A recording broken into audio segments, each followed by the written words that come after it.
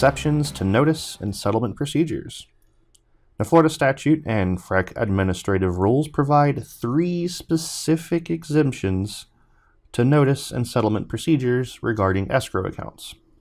The first, brokers who are entrusted with earnest money deposits concerning residential sale contracts that are used by HUD or HUD-owned property are exempt.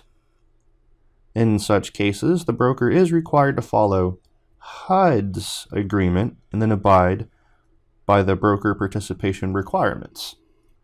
So here, you're following HUD's rules, which supersedes FREC's rules. Number 2, if a buyer of a residential condo timely delivers their written notice that they decide to back out of buying or cancel their contract, as they are authorized to do so in the Condominium Act, then you just give them back their money. That's it. In a unit later on, we'll discuss how this works, but I'll give you a brief example now. If you're buying property from a developer that's in a co-op or a condo, you get a flat 15 days to think on it before you have to go through with it or lose your ability to back out. So on day 14, you decide, yeah, with all the association fees and this and that and the other, I decided that I don't want to buy. That's fine. Just give them written notice, hey, I'm within my 15 days and I want to back out. Then you get your deposit back and everything's fine. And number 3, the third and final exception.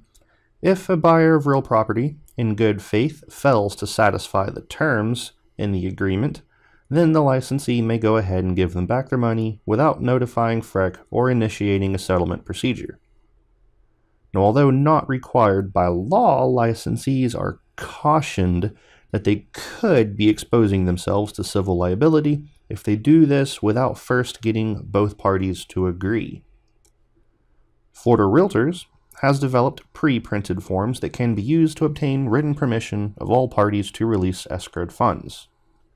A good example for this is, let's say the buyer, they go to get their financing taken care of, pre-approval letter for mortgage or whatever, and then the underwriting comes back that they're not approved to get the loan and they will be unable to purchase the property.